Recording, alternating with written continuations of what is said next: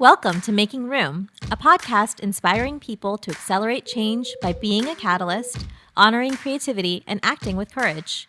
We are making room for the greatest potential of our community. Welcome, you are welcome here. Welcome to this open door, dear.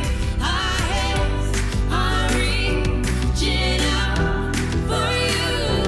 The floor is clear and we've made room for you.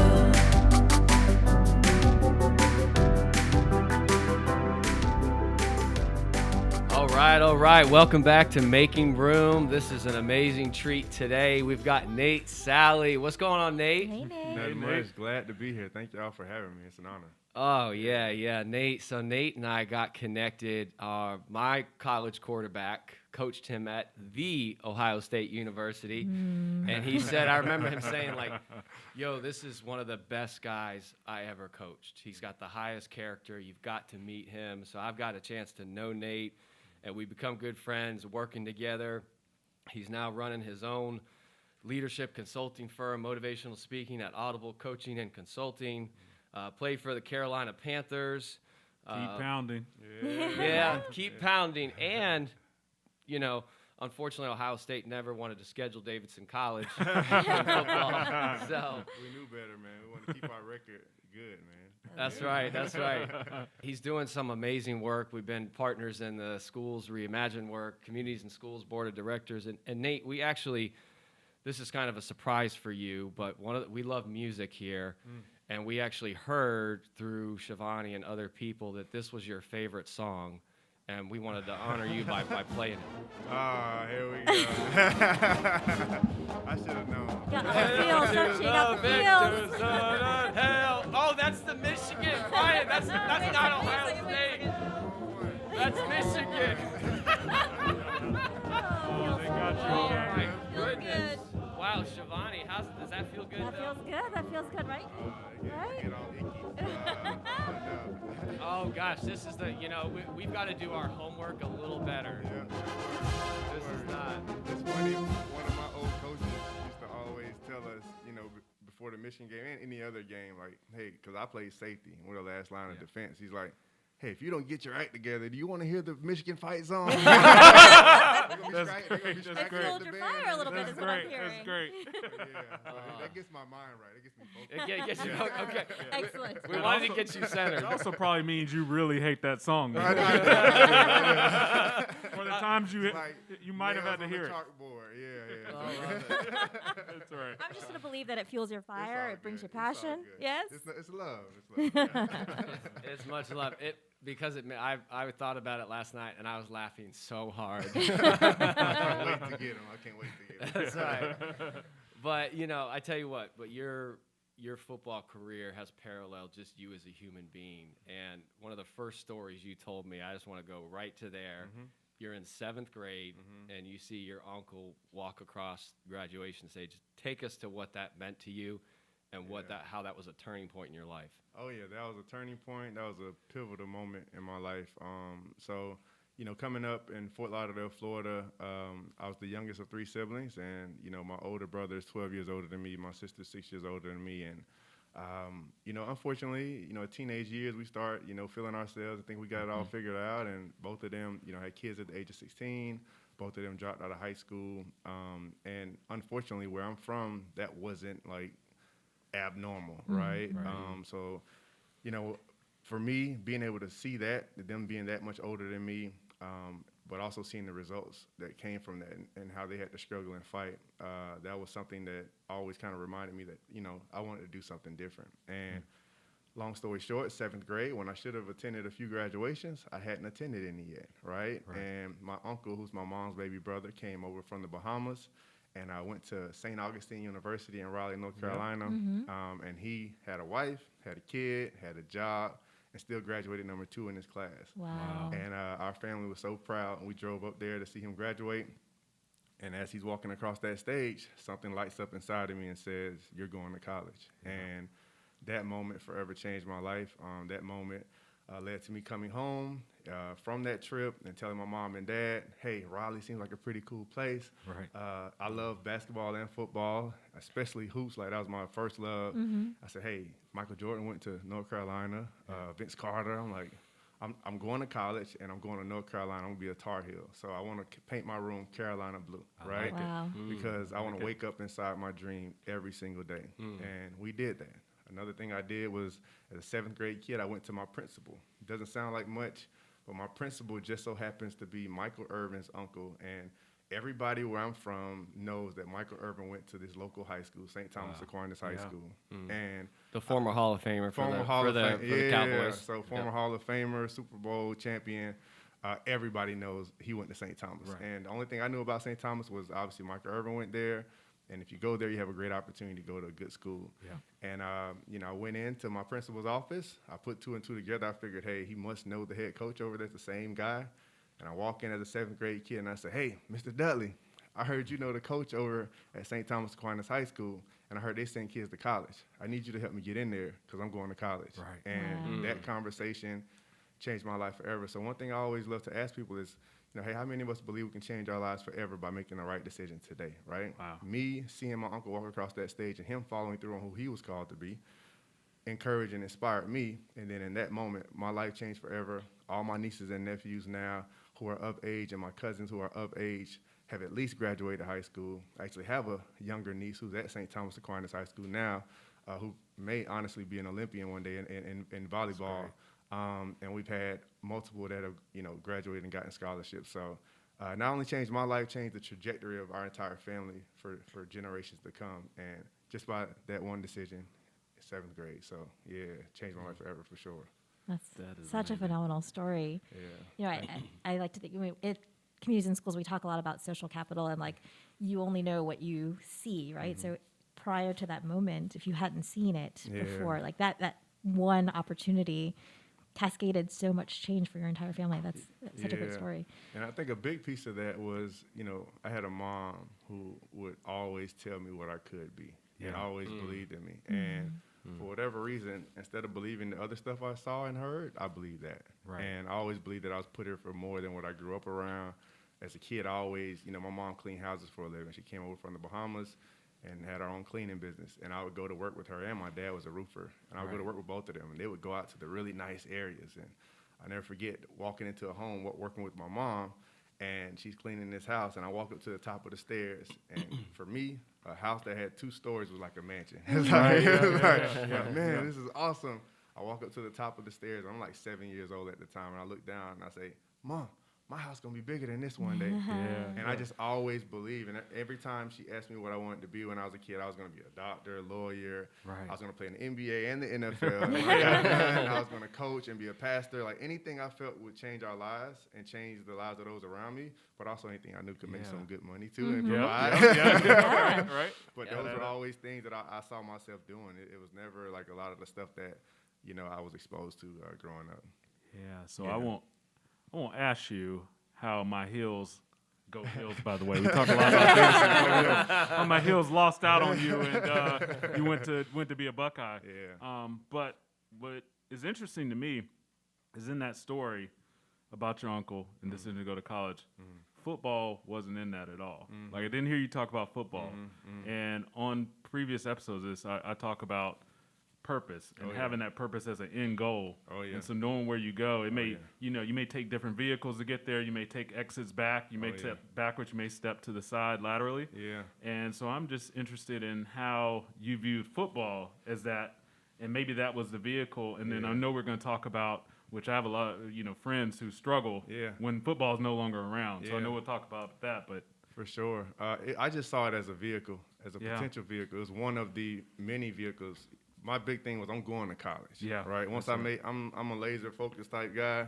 Once I have my mind set on something, it's like by any means necessary, I'm going to find a way to get this done. Right.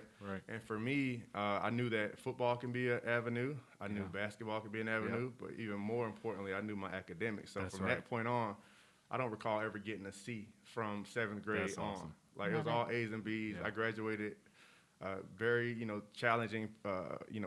private high school with a 3.8 cumulative GPA, a 4.1 my senior year. Like, I wasn't messing around. Like, Yeah. if I That's got great. hurt and I blew my knee out on the field, Yeah. I was still going to somebody's college, and somebody was paying for it that outside of my parents, right? right. Because That's great. I knew that was, would be very challenging for them to do. So my goal was just going to college. And then once football started to take off, which is kind of around that 7th, 8th grade time frame, where I started to really, get good and people started to notice me as, a talented kid in sports, that just kind of, fell in play and fell in line with the goal and the dream I had. But I'm a firm believer that when your why is strong enough, the how will come, That's right? exactly So right. Yeah. for me, my why was bigger than me. It was bigger than just me graduating, just me going to college. Like, I knew I had nieces and my siblings had kids young. So I had nieces and nephews coming up right behind me that needed to see another option, needed to see, what success could look like. You know what I mean? That's And right. so that was a big thing for me and a big driving force. Yeah. I'm curious what, so as a pediatrician, one of my favorite questions to ask kids is, what do you want to be when you grow up? Or what's the next plan? What are you dreaming about? And when they're little, I get everything, right? Oh, yeah. Policeman, fireman, Oh, singer, dancer, all the things. Yeah. And then as they get a little bit older, they want to be like a basketball player or a Yeah. football player.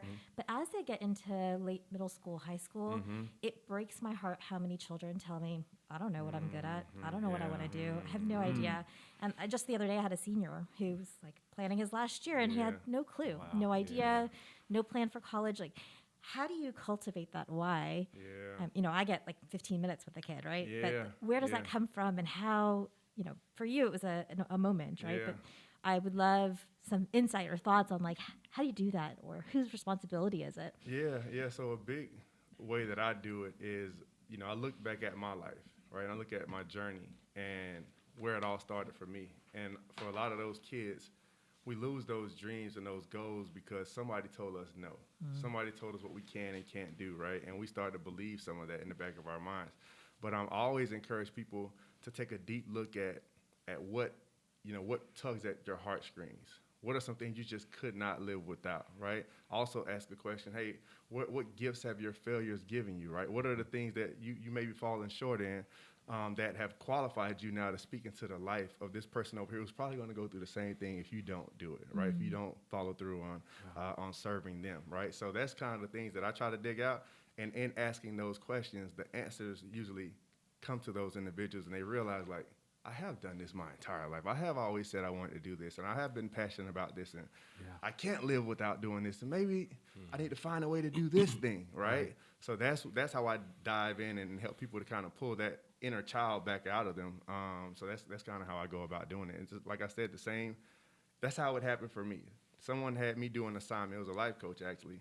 Had me do an assignment and told me to go back and take a look at the 3 most important accomplishments I had to that point in my life. She said, take a look at what the goal was, why it was important to you in the first place, what steps you took to accomplish it, and then how it felt once you did it. And I saw a pattern in my life. And I think a lot of us can notice patterns in our lives when things are important to us, when we want to accomplish something. We usually have a formula for our success. So I just try to help people identify what their particular formula is, and hey, stay true to that. Do it. Be you, and be confident and own it. So that's a big thing for me. Yeah. Yeah, that is great. And actually, it's very similar to some of the things John and I talked about, and I think that's why he connected us, and we talked over Zoom. One of my most memorable Zooms during the big appreciate it. COVID period. I think we were planning to talk for like 15, 20 minutes. Something. We ended up talking an hour, so it was a really good conversation. Yeah. So maybe just touch on a little bit how you and John got to know each other. I know, John, you were introduced by a mutual friend, but how you all came to know each other and how you bonded. Yeah. So John and I was actually doing this activity. So I'm a firm believer that like nothing happens by chance, right? Right. And I had a buddy who was trying to sell my wife and I on this business, to take part in. But I had Audible going, and after he told us some of the activities we would have to do, I'm like, I'm going to do it for that. I can do more with Audible if I have the time to do that. That's right. One of the activities was just make 4 contacts a day, and my big thing at that point was, not enough people who I know, who I have great relationships with, who I've built relational equity with over the years, know what I do. Right. And if they don't know what I do and they need my services and they don't know that I'm an option, then that's my fault. So I started doing that activity, and Coach Nichols was one of the people. As I was going through my LinkedIn, I'm like, who are some people I really built some great relationships with that, would support what I'm doing and understand that this is just a part of who I am and wouldn't catch them by surprise, right? He was one of those people. I reach out to him, and he's like, hey, man, I'm so glad to hear how things are going for you, what you're doing. Like, it's right up your alley, right? And he says, I got a guy. I know a guy who you need to talk to. Yeah. And that's when he connected John and I. John and I hit it off immediately, started going on runs and racing each other and all that. And the you rest can is probably figure out who won those races. I may have pulled a hammy. But it was that's kind of where it all began. And that's great. Yeah, so it's been great ever since then. And John has been a huge blessing in my life, to be completely honest, connecting me with communities and schools, and just the relationships and the conversations we have are a lot like this right here. Like when we came in here, we're like, hey man, we're just gonna be on the phone again. Like, and we talk like this all the time. So I'm just honored to call him my friend, and it's been a great relationship. Yeah, I would echo that, and we did call Coach Nichols that morning. We were actually at the Panthers. The field at Freedom Park, trying to run some agilities, and then we were like, someone's gonna get injured here. We're like almost 40. I don't know if I should run a 40-yard dash anymore. But I think that's part of it. Is like when you can do, it's the chemistry the three of us have. You come right in as like part of the family. It's like doing meaningful work can also be fun, right? We can laugh, we can kid around, and then we can also be serious, right? And I think a lot, we joke about emotion sometimes, but emotion is critical, right? You can't have a movement if people aren't moved, right?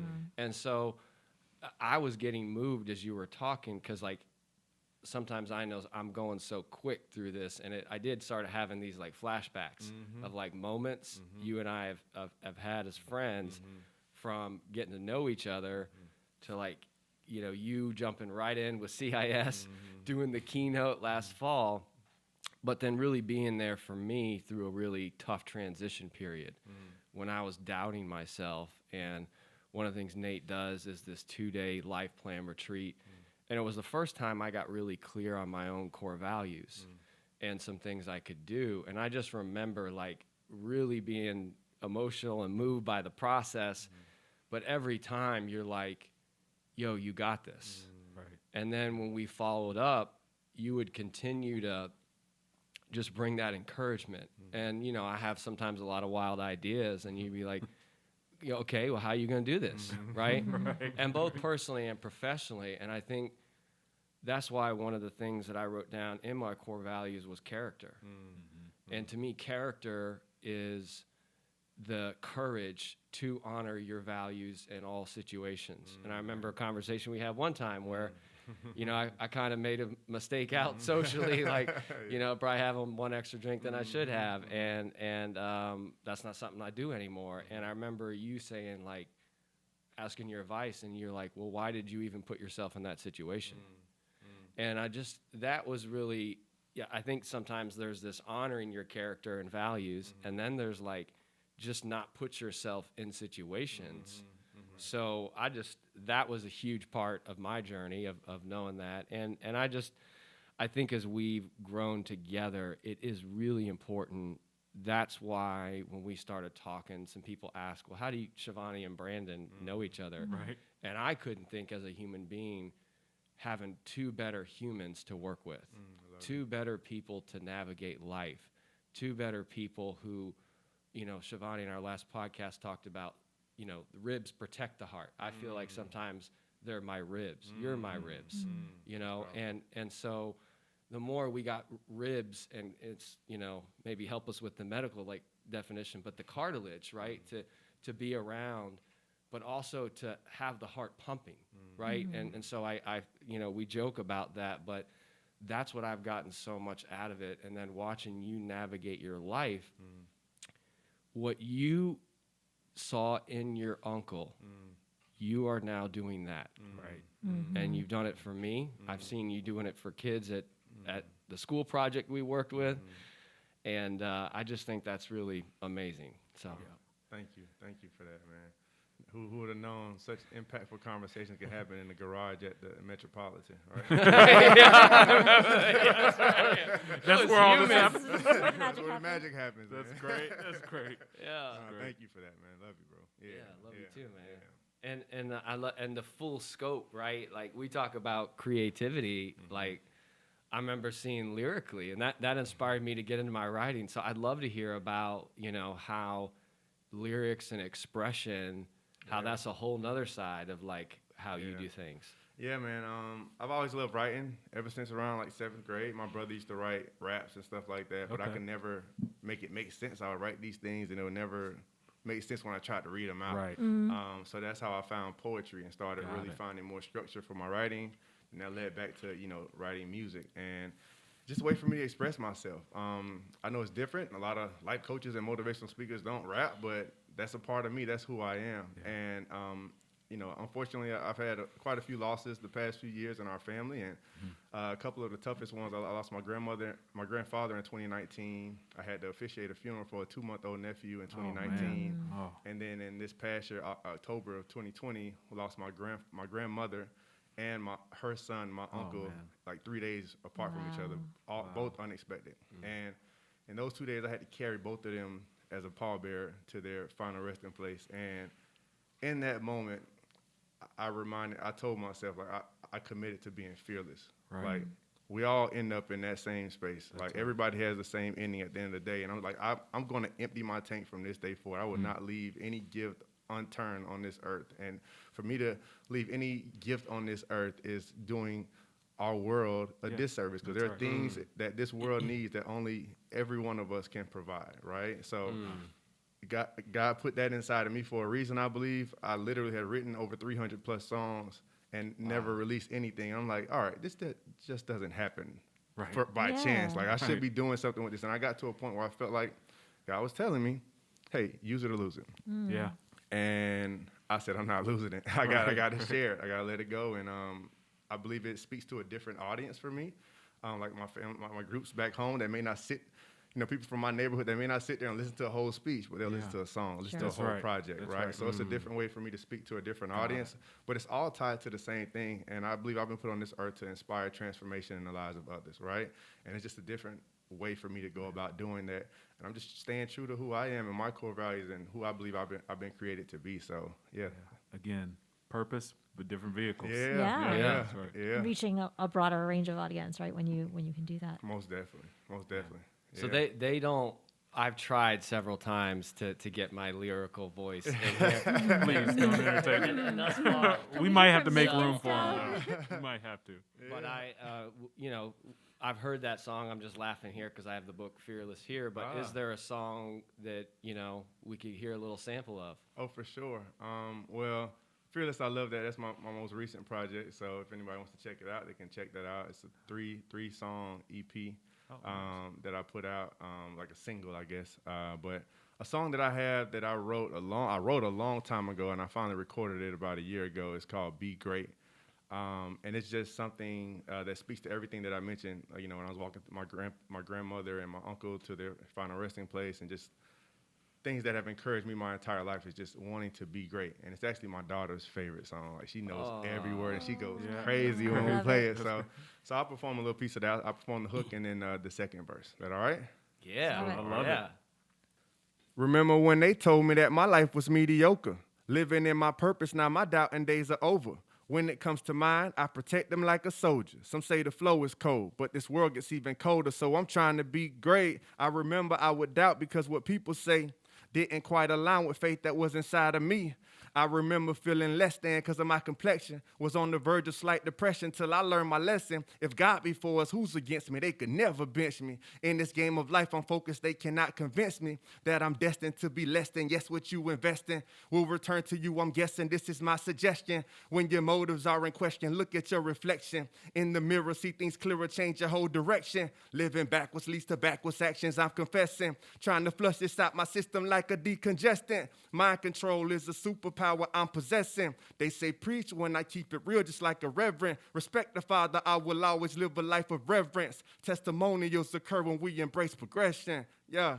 hold up now. Remember when they told me that my life was mediocre? Living in my purpose, now my doubting days are over. When it comes to mine, I protect them like a soldier. Some say the flow is cold, but this world gets even colder, so I'm trying to be great. I like it. I like it. I like it. Thank y'all. I Oh, can see man. your daughter swaying. Yeah. Oh, she Oh, loves that's it, man. great. That's so good. She's like in the back of the car, like, Yeah, that's great. so it's fun. man. That's It's fun. awesome. That is awesome. All right, so I was going to talk to you about the Audible Coach, and I remember Yeah. when you told me we talked. You know, it didn't really hit me, and then it kind of hit me again now. Yeah. I love that name Thank you. because in a lot of times in leadership or life, some of the biggest gains you make are after you call that audible and change, right? And you go out with a plan, but as Mike Tyson says, everyone has a plan so they get hit in the mouth. Yes, sir. And you may see, to bring it to football, you may see the defense or offense doing something else and you audible out of it. Life may present different challenges to you where like, this no longer works. Most definitely. And the plan you had, whether it's your father or your uncle going across the stage, whether it's the deaths you had in your family, it's like, I'm not fully empty the tank. I just think that's the perfect name. So maybe tell us a little bit about kind of what you're doing in consulting now, Yeah. how you came with that name, what it means to you, and Yeah. how you've been living it.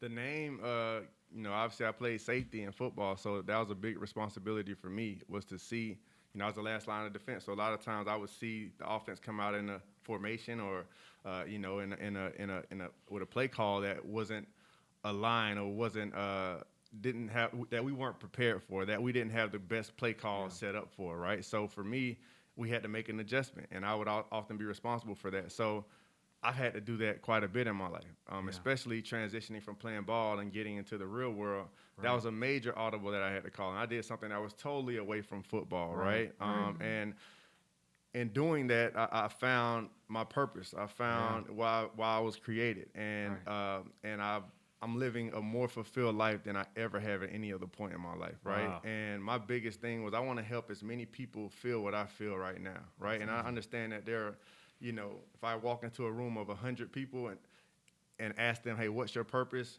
Maybe 10 of them can answer that question and be clear on what they believe they were put on this earth for. And that statistic bothers me. And so my goal for the rest of my life is to help as many people as possible call whatever audible they need to, make whatever adjustments they need to, identify their purpose, and then more importantly, live lives that align with that, right? John and I had a great couple days together.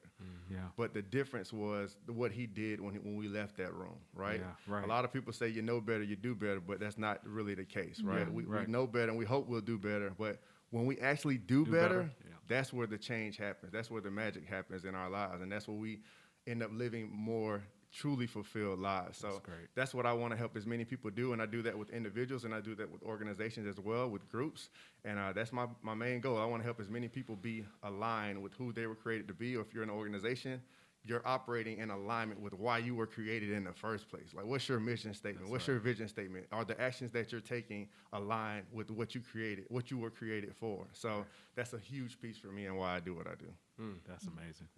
Yeah. I think that the idea of purpose and like knowing that, but then acting on it, you speak to, there are so many moments in life also that can waver that purpose, right? Like things happen, you get shaken. There are barriers oftentimes to opportunities. Yeah. What are the things that, for you that keep you sticking to your purpose and driving you back to that point?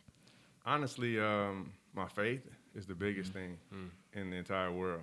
And I've always, my mom has always drilled that in me as well as far as my faith. And people always ask, hey, did you have this moment? Or most people have this moment where, I was saved. And it's like, I don't ever remember not praying.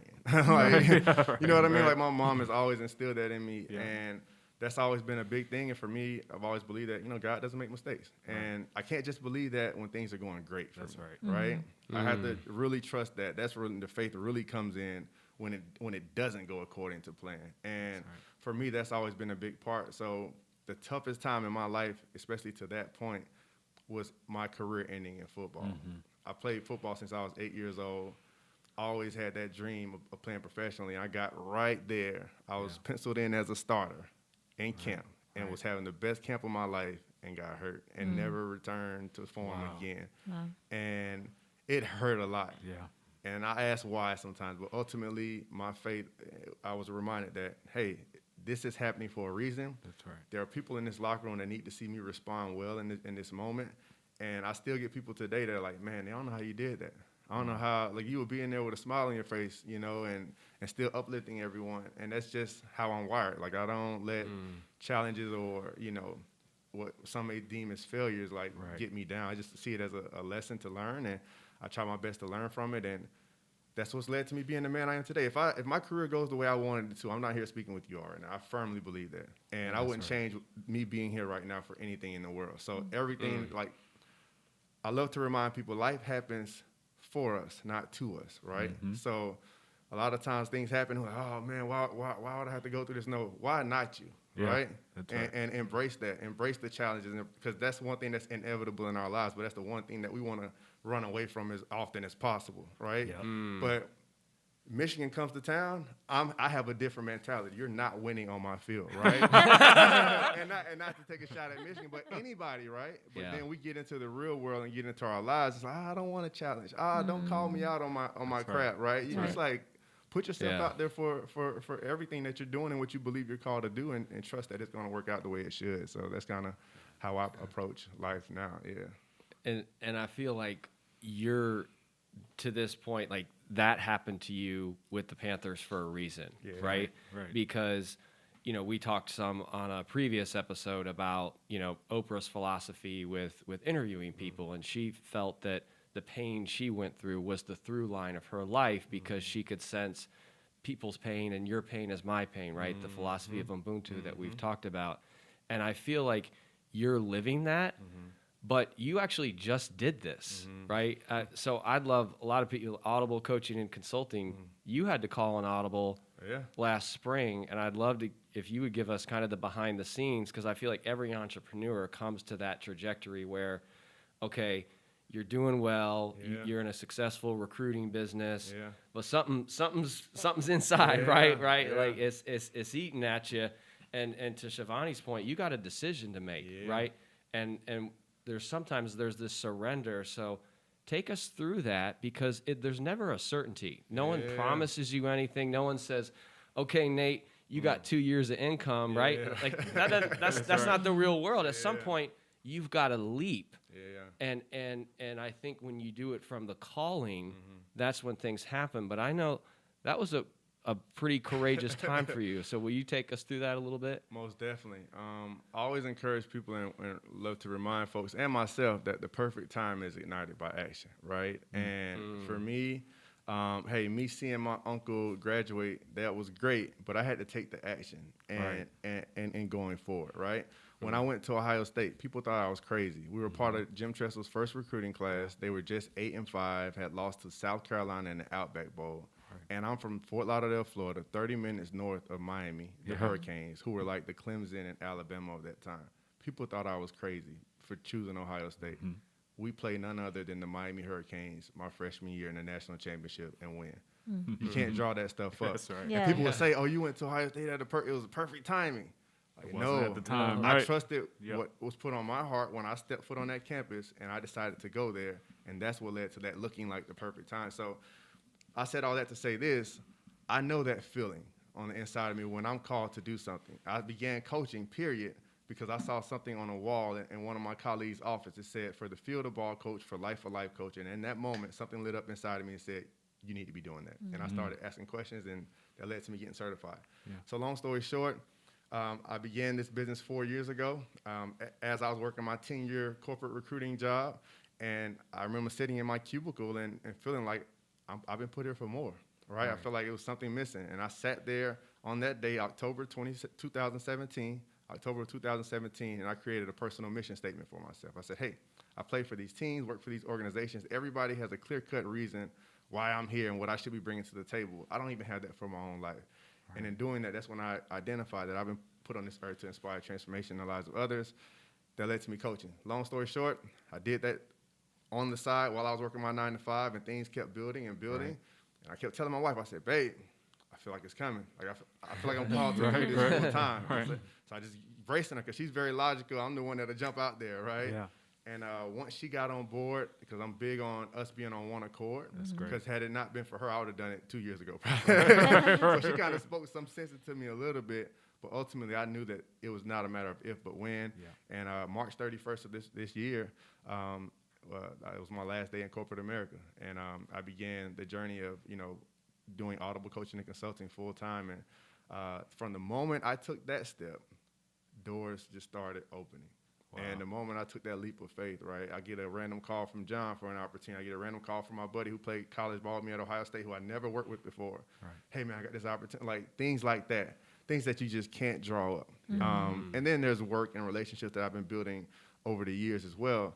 But it's just little nudges that you continue to get to just show, like, all right, you're moving in the right direction. Right. And that he's happy with what I'm doing, right? And that I'm staying true to who he's called me to be. So that's kind of a big thing for me. And ultimately, like I said, I'm big on my faith, and if I feel like if God is leading me to do something, who am I to say no? Who am I to say, hold on, not yet? Right. That's like, that's right. So for me, I'm big on trusting and that faith and allowing it to lead me. And now I see it, pouring into my wife. I see her being more encouraged.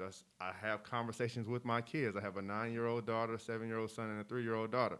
I sat them down before I made the decision. Well, when I made it, but just letting them know what was going on. Mm-hmm. Hey, Daddy has a really good job. I get paid good money. Right. I'm off every other Friday. My boss doesn't really care. Like she cares, but she doesn't hover over me. She lets me do my thing. And I have a really good situation that I worked 10 years to get to, and I'm leaving because to follow my purpose and what I believe I was put on this earth to do. And I just remind them, hey, when you get those feelings and those nudges inside of you, trust them. Mm-hmm. And I want to be a living example of that for you. And I strive to be a living example to every person that I speak with of what I'm speaking to them about. I want to be a product of the product. I want to be a living example. So I think our words don't carry as much weight when we don't live out who we're encouraging others to be, right? So that's a huge piece for me. So that's kind of, I know that was a long roundabout way of getting to that, but I want to make it clear, that was great. I'm taking notes over here. and I think if people are listening, so I was actually, as you were saying this, I was thinking, I need you to come talk to our team. All right. But we had a leadership retreat not too long ago, and there's this guy who leads a really big human resources consortium, and he came and talked about, in this moment, we have 5 generations in the workplace. And the newer generations, they want to know as a company, where do you stand? Yeah. What is your purpose? Yeah. And if you're not true to it, you're not living it, they can see through it and like, I'm not here. Yeah. Like, I'm out. So I'll just not take a job before I work for somewhere that doesn't have a purpose or a commitment in their convictions. One way or the other, it can be on the wrong side, but at least you're being transparent about it. So I think in this moment, again, like you said, just making the action, the messages that you're conveying, and I think they're perfectly suited for organizations. So I hope people listening will see that and say, hey, this is an opportunity to come speak to their teams as well, because I think this is the perfect message for this moment we're in. I appreciate it. And ultimately, I love the quote, people don't care how much you know until they know how much you care, right? And that's right. I think it's a huge piece. I think loyalty is a huge, because so many opportunities. And in order for individuals to be loyal to you as an organization, you as an individual even, right? They need to know that you care. I'll still run through a brick wall right now for Coach Tressel. If he calls me right now and says, Nate, I need you in Ohio, I will drop these headphones and hop in my car, call my wife, babe, I'm on the way to go see Tress. He needs me. That's the kind of relationships we need to be seeking to build with one another. That's what making room is all about too, is the relationships. And then we're able to, encourage others, inspire others, and bring others along with us as we're growing, and we all grow together. That's where the magic really happens.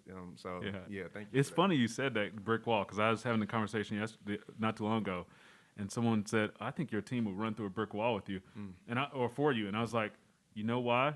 Because they know they wouldn't have to alone. Like, they know I'm going to run through that wall right there with you. If you got to run through a wall, I'm right there with you. So I love that you said that. That's spot on. I'm just laughing because there is a brick wall behind, and I'm ready to run through that. Brian, you may have to repair this. Get in your 3-point stand. Yeah, I'm ready. I'm ready. Well, Nate, I think this has been extraordinary, and I second that, Brandon, that we're going to have links out, ways for y'all to connect with Nate and to make room, right? Because making room also applies to, just as you said, making room for purpose, making room for relationships and love and loyalty. And we got to have that. And by the way, yeah, you may be hired as a spokesperson. That may be the best, little pitch we've heard about. Be a guest host It was kind of like I had the feeling where Fubu was here. I was just like, well, I'm just gonna walk away.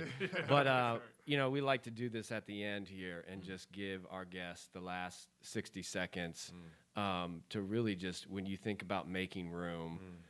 Anything that's on your heart right now that you want to leave the listeners with, some encouragement, anything that's just you feel called to say right now. Yeah, I just want to encourage everyone. If you're struggling and aren't clear, you need clarity. You know what I mean, on anything you're going through in your life right now.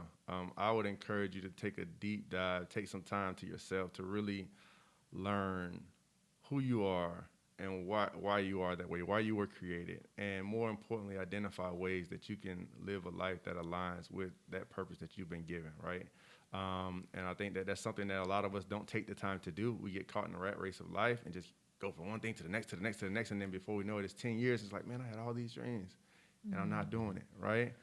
Don't do that. You can change your life starting right now, right here, today, right, by making the right decision and deciding to secure your own mask before you try and save the world, like they tell us to do on flights, right? Do that. Take that time to yourself. Dive into who you are, why you're wired that way, and commit to ways that you can live a life that aligns with the purpose that you've been given in your life. So, and if you ever need support, you have a group of people here that I know can help. I know I'll be more than happy to help and support. But I'm very big on that. We can strive to do anything in our lives, but if we don't have that foundational piece and we're not aligned with that purpose, at some point it's going to crumble, it's going to fall down, and we don't want that. So we want to build on a solid and strong foundation. So I just encourage you to take that deep dive and find support, have people that can help to hold you accountable. It can be a coach like myself, or just a really good friend like John, right? Or like the individuals at this table, right? Have a great group of individuals surrounding you that can push you, that believe in you as much or more than you even believe in yourself, and pull things out of you that you don't even know are there. Do that. So that's kind of what I wanted to share for sure. Wow. Nate, thank you so much. It's been incredible, and we're inspired, and can't wait to see what comes of this and all the great work you're getting ready to do. Thank you. That's right. Thank Same you to so y'all. much, Nate. Keep up the great work. This is awesome, man. Thank you. Absolutely. Will do.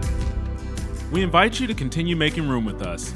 You'll find this episode and all of our exciting and meaningful conversations on Apple, Spotify, or really anywhere you choose to listen to podcasts. Join the Making Room movement and get more info at makingroomwithus.com, or follow us on Instagram at makingroomwithus. Thank you for showing up for us and each other. Until next time. You are wonderful and full of truth, just as you are.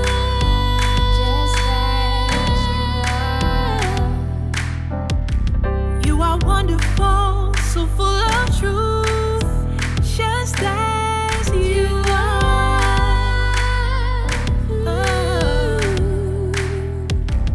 You are wonderful, so full of truth, just as you are, just as you are. You're welcome here, just as you are.